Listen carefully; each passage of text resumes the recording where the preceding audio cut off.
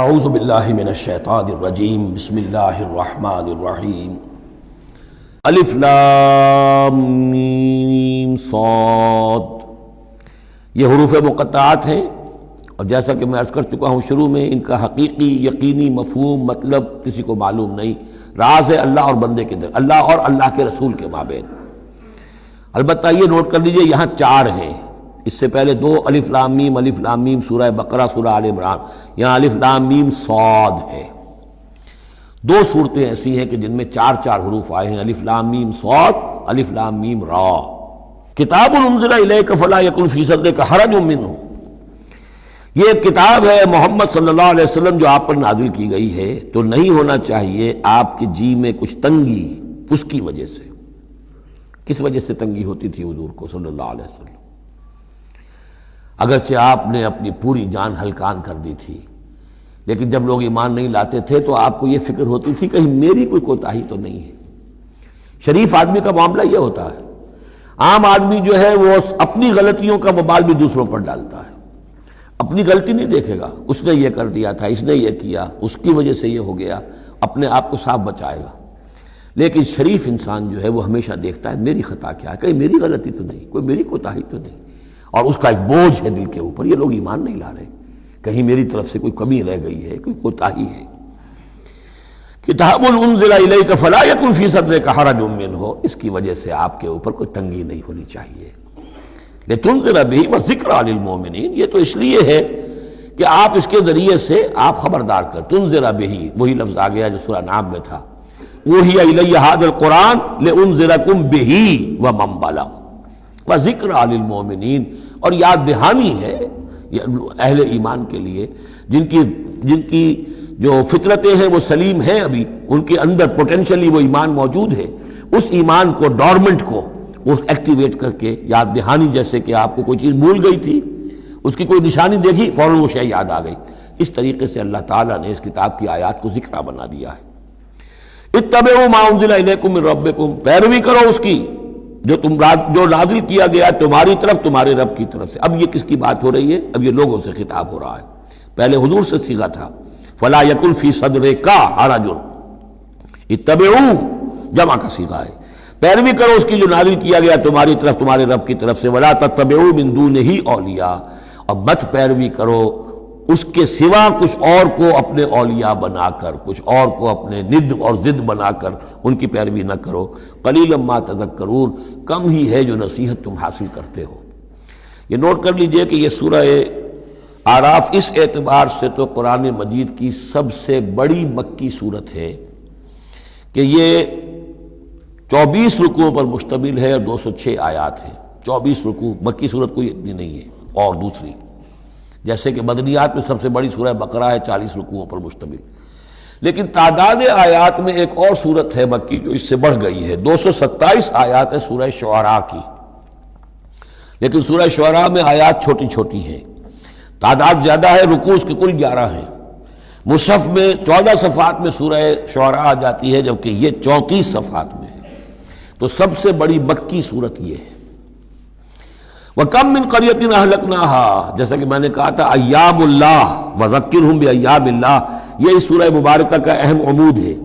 لہذا شروع ہی میں اب اس کا تذکرہ ہو رہا ہے. وَكَم مِّن قَرْيَةٍ أَهْلَكْنَاهَا، کتنی بستیاں ایسی جنہیں ہم نے ہلاک کیا. یہ قوم نوح، قوم ہود، قوم صالح، قوم شعیب، یا عمورہ اور صدوم کی بستیاں. کم من قریۃ اہلکناها فجاءها باسنا، تو ان پر آ پڑا ہمارا عذاب، بیاتن، یا تو رات کے وقت جبکہ وہ رات گزار رہے تھے، او ہم قائلون، یا جبکہ وہ دوپہر کے وقت قیلولہ کر رہے تھے. فما کان دعواہم جاءہم باسنا، تو پھر ان کی چیخ پکار اس کے سوا کچھ نہیں تھی جب وہ عذاب آ پڑا، الا ان قالوا انا كنا ظالمین، کہ ہائے ہماری شامت، ہم ہی ظالم تھے، ہم نے ہی اپنے اوپر ظلم ڈھایا ہے. واقعتاً ہمارے رسولوں نے تو ہماری آنکھیں کھولنے کی کوشش کی تھی.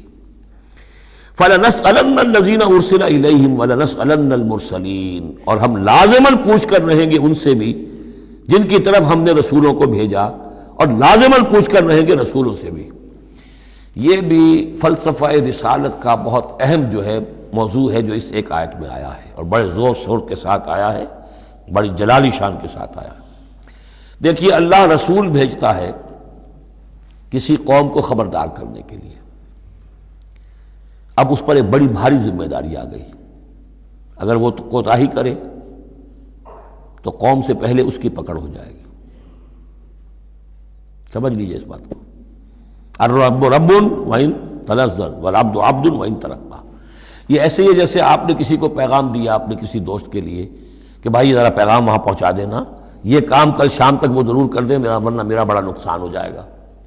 کہ وہ کام انہوں نے نہیں کیا، آپ کا نقصان ہو گیا. آپ غصے میں بھرے ہوئے آگ بگولا بنے ہوئے گئے اور آپ اس سے لڑے اپنے دوست سے کہ میں نے تمہیں پیغام بھیجا تھا، تم نے میرا کام نہیں کیا، میرا نقصان ہو گیا. اگر وہ کہہ دے بھائی مجھے تو آپ کا پیغام پہنچا ہی نہیں، کیا کریں گے آپ؟ وہ سارے جھاگ کی طرح غصہ آپ کا بیٹھ جائے گا کہ اب غصہ کس پہ آئے گا؟ اس پیغامبر پر آئے گا. اب آپ جا کر اس کا گریبان پکڑیں گے.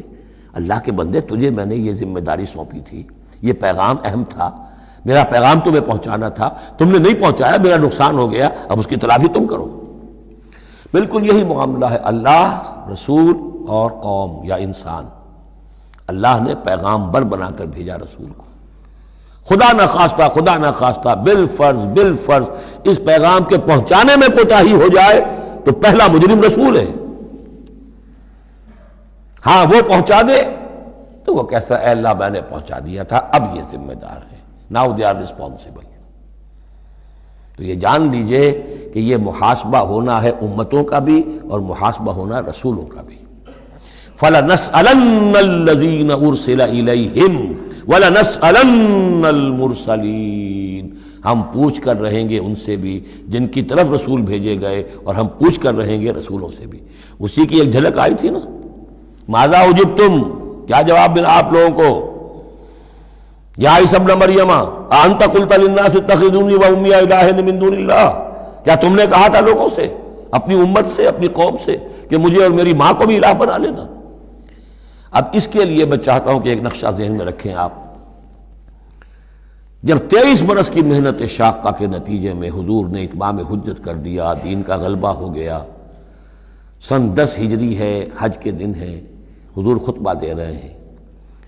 آپ نے اپنے خطبہ حجۃ الوداع کا اختتام فرمایا سوال سے، الا هل بلغت، لوگوں میں نے پہنچا دیا کہ نہیں؟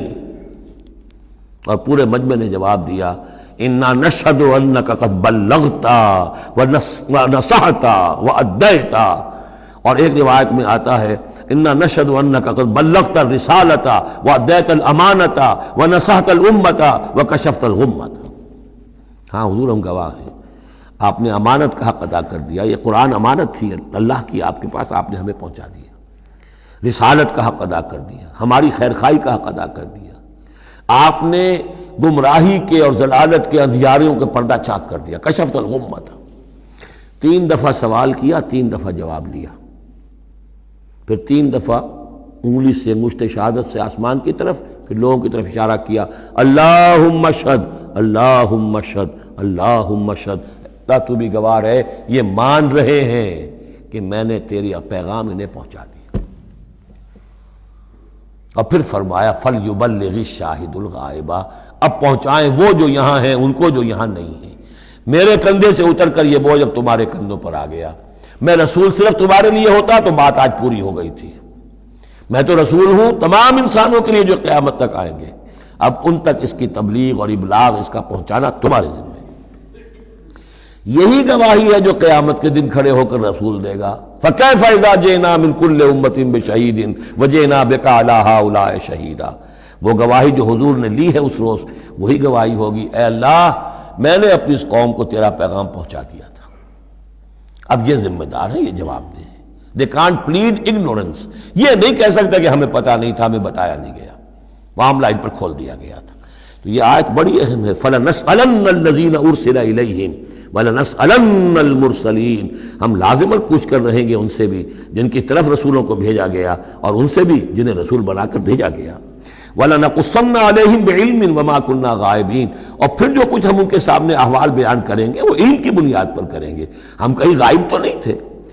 جب جو کچھ ہو رہا تھا، جو کچھ محمد کر رہے تھے اور صحابہ کر رہے تھے ان کے، وہ بھی ہم دیکھ رہے تھے. اور جو کچھ ابو جہل اور ابو لہب کر رہے تھے وہ بھی ہم دیکھ رہے تھے. ماں کو نہ غائبین، ہم کہیں غائب تو نہیں تھے، ہاں تمہاری نگاہوں سے اوجل تھے، ہوا معکم انا معکم، تم وہ تو تمہارے ساتھ ہی ہے جہاں تم ہو، تو ہم تو خود جو ہے، تم خود گواہ ہے، ہر صورتحال جو ہے وہ ہمارے سامنے ہے۔ صدق اللہ العظیم۔